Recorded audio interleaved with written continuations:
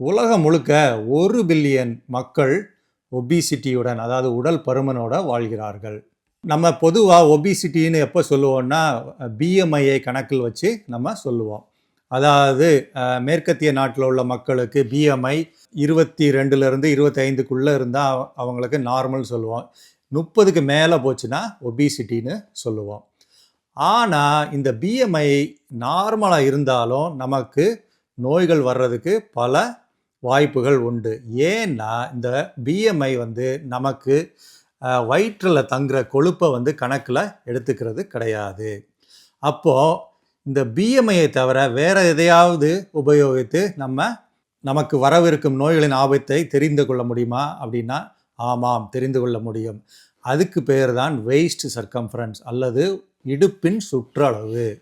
நம்ம கரெக்டாக அந்த தொப்புள் அளவில் இருக்கும் அந்த இடுப்பை நம்ம அந்த சுற்றளவை ஒரு டேப்பு மூலமாக மெஷர் பண்ணோம்னா அது மேற்கத்திய நாட்டில் உள்ள ஆண்களுக்கு 102க்கு கீழேயும் பெண்களுக்கு 88க்கு கீழேயும் இருக்கணும். அதாவது இடுப்பின் சுற்றளவு.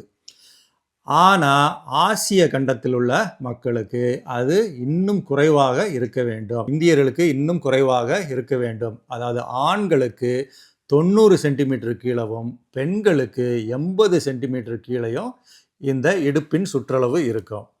ஏன்னா இந்த இடுப்பின் சுற்றளவு எதை குறிக்குதுன்னா நமக்கு எவ்வளோ கொழுப்பு இந்த இடத்துல இருக்குங்கிறத குறிக்குது.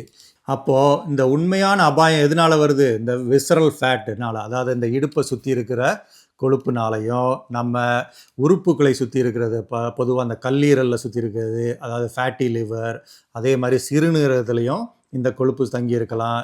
இதயத்தை சுற்றியும் தங்கும் இந்த கொழுப்பு. அதே மாதிரி இரத்த நாளங்களை உள்ளே மட்டும் இல்லாமல் இரத்த நாளங்களுக்கு வெளியவும் கொழுப்பு சேர்ந்து பல நோய்களை உண்டாக்கும்.